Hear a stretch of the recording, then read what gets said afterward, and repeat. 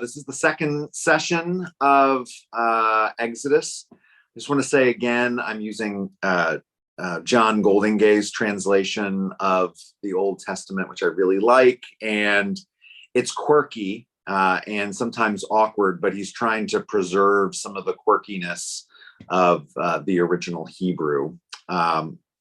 I also want to say I'm drawing heavily on Aviva Gottlieb Zornberg's The Particulars of Rapture. Some of you did the study we did on Moses a few years ago with the synagogue on the book Moses, A Life, and that was also by Aviva Gottlieb Zornberg. I love everything she does. She just came out with a new book on Leviticus, and Leviticus, that's, one of the driest books of the Old Testament. She makes it come alive.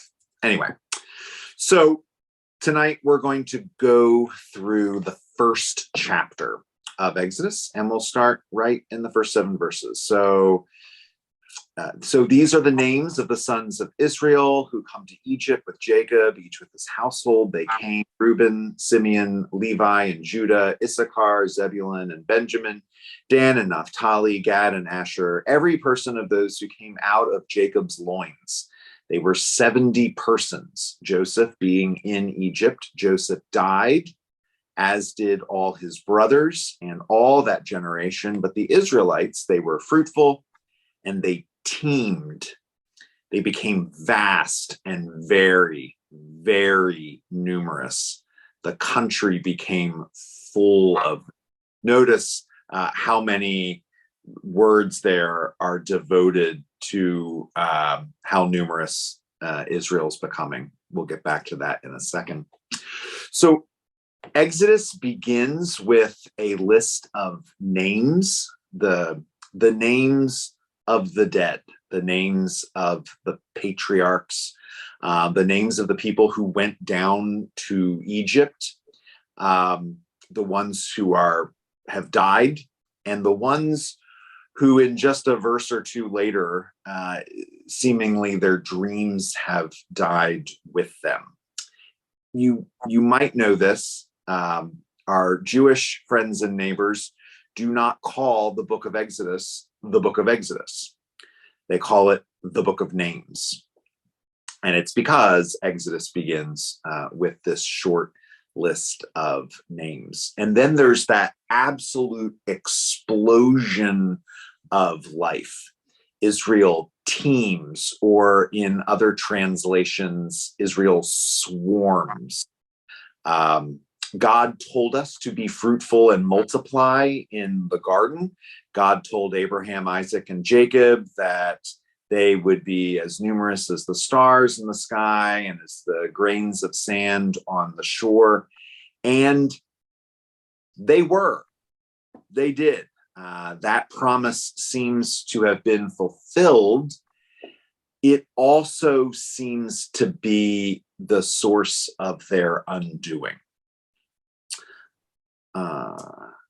The explosion of life and fertility seems to defy all expectations. The Hebrew word there that Goldingay translates teams, or other translations say swarmed, the Hebrew there is vayishretzu. And it has the sense of how reptiles or insects swarm.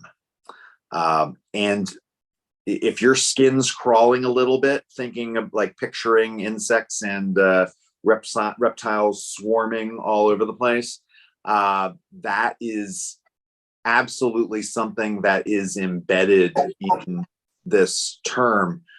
There is a revulsion there. In Leviticus, Vayashretzu shows up several times, referring to animals that teem or swarm, and those animals are considered unclean and unfit for human consumption. And if you can just imagine the sound of a a beehive swarming, or locusts swarming, or snakes swarming. Ugh. That's the sense. Israel is swarming. It is teeming. It is everywhere. So ancient Jewish commentators note this. They note that the descendants of Jacob come to Egypt with names. They are individuals. They have faces. They have names. We know who they are. But then there becomes this swarm of nameless, faceless people. There are it's kind of ironic that our Jewish friends know Exodus as the book of names, because although the names start in those first few verses, after those first few verses, names are very few and far between. They don't seem to know who they are. And so is it any wonder that the new Pharaoh also doesn't then know who they are? Even as the story of Moses begins to pick up, names are very few and far between.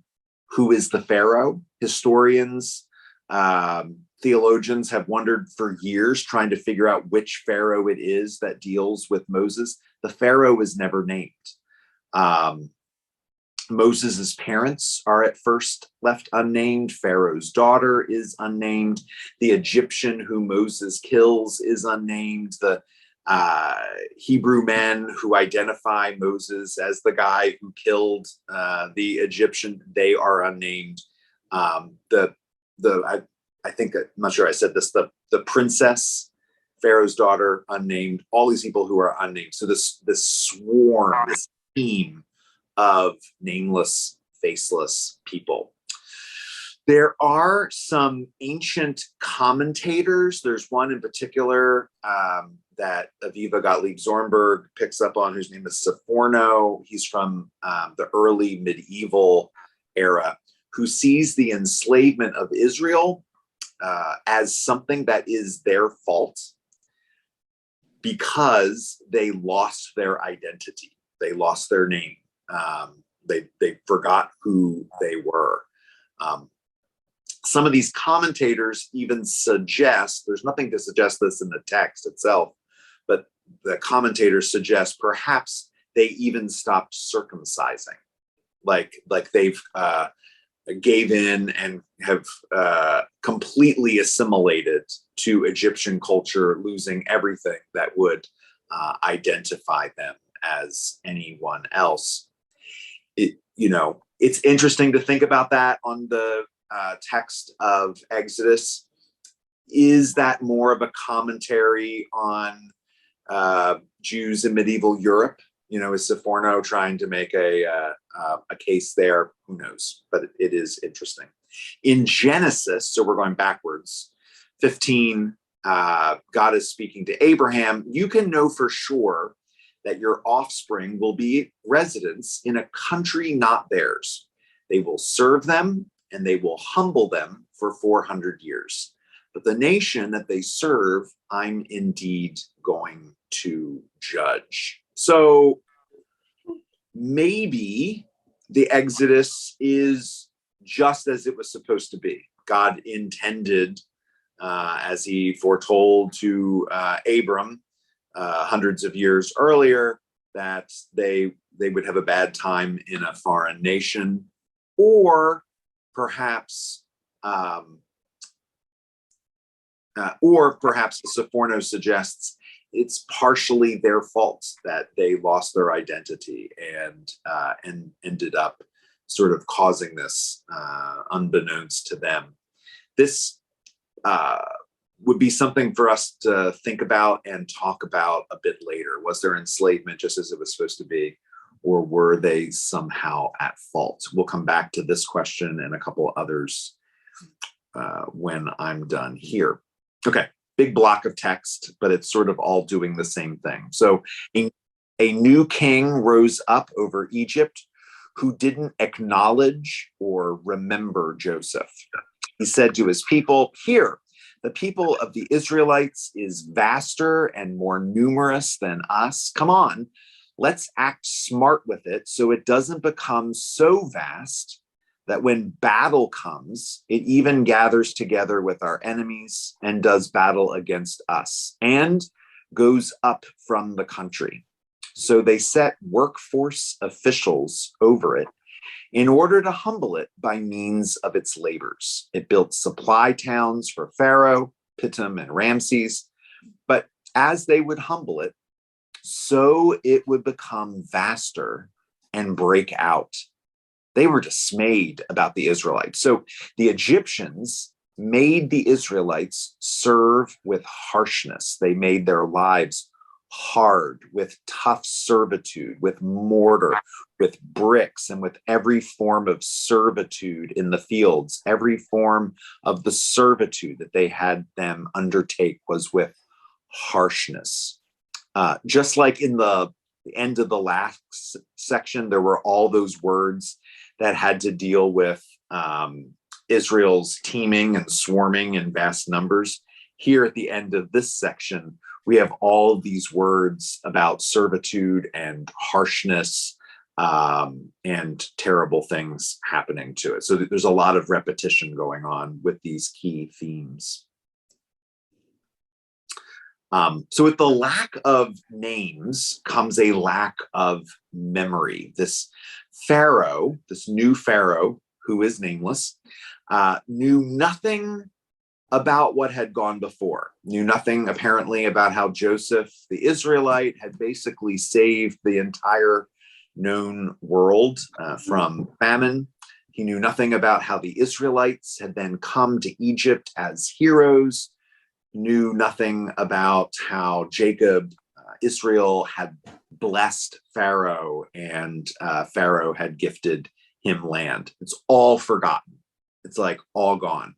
And it even seems forgotten by the Israelites. The entire narrative of Genesis, the creation, the garden, east of Eden, the flood, Babel, the tales of Abraham and Sarah, Isaac and Rebekah, Jacob and Rachel, they all seem to be like lost in a fog.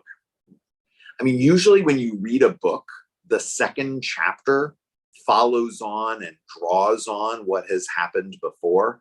But when we come to Exodus, it's like everything that happened before has been completely wiped away, like there is a collective amnesia. And this is what happens. And then what happens, is what happens before every atrocity that has ever been committed. There is then a campaign of fear and blame. If these Israelites don't stop swarming and increasing and becoming so vast, then they're going to destroy us. I mean, there's nothing in the text that suggests that the Israelites are saying this or threatening this or joking about this or wondering about this. But it seems like that fear is palpable in Pharaoh and palpable enough in the people that he can just enslave them on the backs of that fear. And so they do enslave them, they humble them, they act with harshness towards them. All of a sudden, they're making bricks and mortar and toiling in the fields. Also, that the worst of the fears of the Egyptians don't come to pass. I mean, if you think about just about every human atrocity, like Kristallnacht, the beginning of what the Nazis did to the Jews in Europe, there was a campaign of fear by the Nazis to stoke fears about the Jewish people. They called them vermin. They're going to destroy Germany and Western civilization, so something has to be done. And they stoked that fear very effectively And the populace then went along with what the leadership was calling for. We call this scapegoating. You find someone who you make out to be the source of all your troubles. If it wasn't for them, your life would be easy and your child's future would be promising. If something doesn't happen to them, then all of that future, all of that promise will go down the drain. There's no evidence for this, mind you. It's just fear mongering, which then turns into hatred, which turns into violence, which turns into atrocity. And so fear is wielded effectively here by Pharaoh. And so the next question I'd love for us to then talk about at the end here is, how does fear shape history? We could talk about how fear shapes, the biblical narrative, but also how fear shapes our world today. All right. The king of Egypt said to the Hebrew midwives, one of whom was named Shipra, the second Puah. All of a sudden, we have names. Isn't that amazing? When you're delivering the Hebrew women, look at the stones. If it's a son, put him to death. But if it's a daughter, she may live. But the midwives lived in awe of God and didn't do as the king of Egypt had spoken to them. They let the boys live. The king of Egypt called for the midwives and said to them, "Why have you done this thing and let the boys live?" The midwives said to Pharaoh, "Because the Hebrew women are not like the Egyptian women, because they're lively. Before the midwife comes to them, they give birth." So it is kind of amazing. This is the first conversation in the book of Exodus. And it's a conversation between Pharaoh, who is at least the most powerful person in the country, if not the most powerful person in the Mediterranean world at this point. And his conversation, it's not with military generals, it's not with ambassadors, it's not with the king of and princes of some other nation. His conversation is with the midwives, which is just, it's just amazing. Of course, these two women get named. The nameless, faceless one's character of the story seems to fall away. Pharaoh gives an edict. Aviva Gottlieb Zorberg calls it in Hebrew a gezerah, which is an official proclamation of an ancient king. And as you can imagine, official proclamations of kings weren't something that was considered, optional. This wasn't a suggestion. This was a command. When the Israelite children are born, they are to look for the difference between male and female. The females can live, the males must be killed. Pharaoh is considered to be a godlike creature. Egyptian religious and political practice and doctrines changed over the centuries, but the divine quality of the Pharaoh is pretty consistent throughout Egyptology. You don't disobey Pharaoh ever. He says jump, you say how high. But the first thing that someone does to Pharaoh in Exodus, in the book of Exodus, is they disobey him.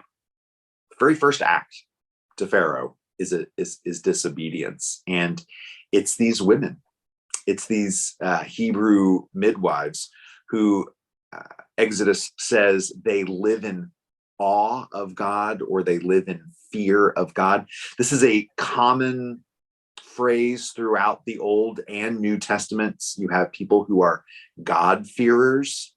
In the New Testament, that's a God-fearer is someone who isn't Jewish, but they follow and revere the Jewish God. In the Old Testament, it's just a simple mark of faith. It is someone who respects God. It's not fear in the sense of like cowering. It's fear in the sense of respect. They don't fear Pharaoh. These women fear God. This is extraordinary. And also extraordinary, note that these midwives don't say they feared the gods. As Egyptians, they would have been polytheistic pagans. You could imagine a world in which they thought that the Egyptian gods would punish them for killing innocent newborn babies. But that's not what the text says. They don't fear the gods, they fear God. Have they been assimilated into Israelite culture? Honestly, you can't even say that the Israelites are monotheists at this point. That monotheism is something that gradually comes into them through the Exodus. But it's, these women seem to have it, whatever it is. Pharaoh confronts the women, and they reply literally, these women, these Hebrew women, are alive. They're lively. There is something about them that they're not like the Egyptian women. It's they're powerful. They give birth quickly and easily. There's an implicit suggestion here of a victory of life over and against the edict, the Gezerah of death. Life wins. There is a life within these women that makes death impossible, that conquers death. Here we are in the opening verses of Exodus, and Pharaoh's authority has already been challenged, not just by people, but by God, by the fear of God, by women who live in awe of the God of Israel. Here we are in the beginning of the story of Exodus, and Pharaoh already has a chink in his armor. Exodus 21, 20, 22, God was good to the midwives, and the people became vast and very numerous. Like they tried to put the boot on their necks, but they just thrived all the same. Because the midwives lived in awe of God, he made households for them. Then Pharaoh ordered all his people, every son who's born, you're to throw into the Nile, but every daughter you can let live. So Pharaoh had tried a private edict, a private command to the, he brought in the ladies, told them what he wanted to do. They went off. They disobeyed him. He came to them again. They put him off, said there's nothing we can do. The Israelite women are lively and strong and all of that. So what he does next is he calls for a public edict. Pharaoh orders all of the Egyptians to throw the male children of their slaves into the river.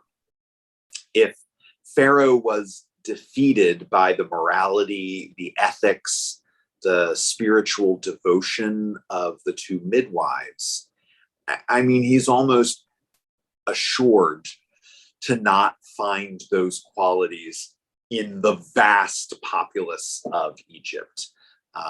And so people would have begun to follow him and find the male children of their captors and begin throwing them into the river. So we could spend some time thinking about the prior questions that I raised.